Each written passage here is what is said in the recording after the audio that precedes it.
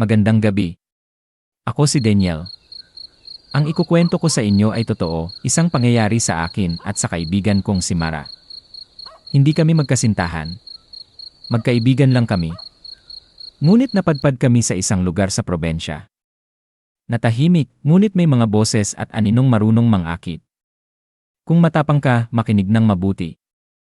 Ngunit kung mahina ang loob, mas mabuting huminto ka na. Ako at si Mara, naglakad sa isang lumang daan sa probinsya. Walang signal.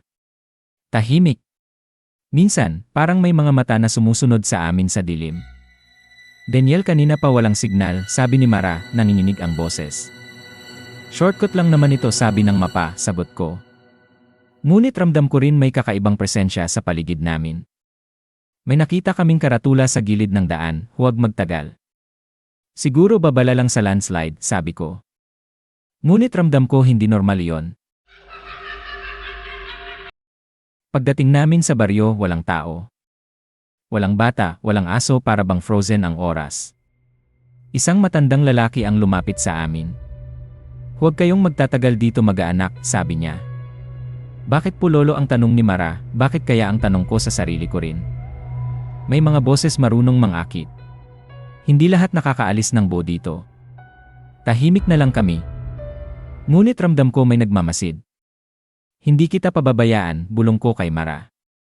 Umaga na, ngunit ang gubat ay tahimik, halos walang tunog. Tumingin ako kay Mara, ngunit nakita ko na ang kanyang anino ay hiwalay sa kanya. May mga shadow figures sa paligid, lahat ay gumagaya sa amin. Isa sa kanila ang humarap sa akin, may mukha kong pinaloob ng dilim. Wala na kayong pipiliin. Tinangkang tumakbo ni Mara, ngunit nahulog siya, nahawakan ng isa pang anino. Hinawakan ko siya, ngunit hindi na siya akin at ako rin ay dahan-dahang nahulog sa mist. Sa huli, ang clearing ay tahimik. Tanging faint outlines ng dalawang kamay sa lupa ang naiwan. Ang gubat ay nanatiling tahimik, ngunit ang mga anino hindi kailanman natutulog. Kung nakinig ka ng mabuti, alam mo na ngayon, ang boses sa dilim ay hindi kaibigan. Ang mga shadow sa gubat ay marunong mangakit at minsan, hindi ka na makakabalik sa mundo mo. Pamahiin ng matatanda. Huwag sumama sa tinatawag ng anino sa gabi. Kapag may gumagaya sa iyo sa dilim, tumakbo at huwag lilingon.